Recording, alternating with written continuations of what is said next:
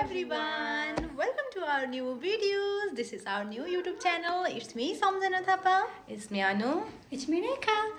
यो चाहिँ हाम्रो हाम्रो डिमान्ड्स ल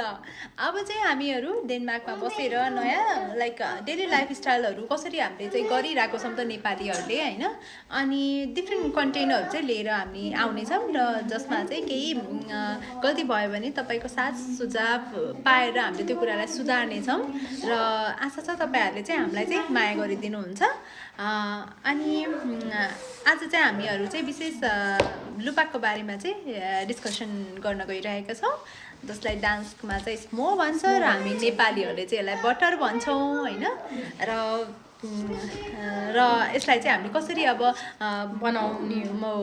बटरदेखि चाहिँ घिउ कसरी कन्भर्ट गर्ने त भन्ने कुरा चाहिँ हामीहरूले तपाईहरुलाई भिडियोको मार्फतबाट देखाउनेछौँ let's go to the videos hello guys ल त म अब रेडी भइसकेँ है भिडियो बनाउनको लागि यहाँ चाहिँ मेरो लुपाक छ 6वटा लुपाक राखेको छु तर देखाउन मात्र 6वटा हो मैले 10वटा लुपाक चाहिँ यसमा चाहिँ इन्डक्सनमा हालेर मैले पकाउनलाई रेडी गरिसकेँ देख्न सक्नुहुन्छ यसरी यो पहिला सुरुमा चाहिँ कस्तो वाइट टाइपको कलर छ हैन घिउ कलरकै कलर छ हुन चाहिँ अनि बिस्तारै फिजी हुँदै आउँछ हैन अब बिस्तारै अझ बाक्लो फिजी आउँदै जान्छ क्या अनि यो पातलो हुन्छ हैन तर एकदम ख्याल गर्नु पर्ने कुरा चाहिँ के हो त भन्दाखेरि हामीले चाहिँ यसरी लो टु मिडियममा चाहिँ राखेर हामीले चाहिँ धैर्यको रूपमा चाहिँ पकाउनु पर्दछ पकाएर यस्तो फिजी भइसक्यो फिजी भएर हल्का क्लियर पनि भइसक्यो अनि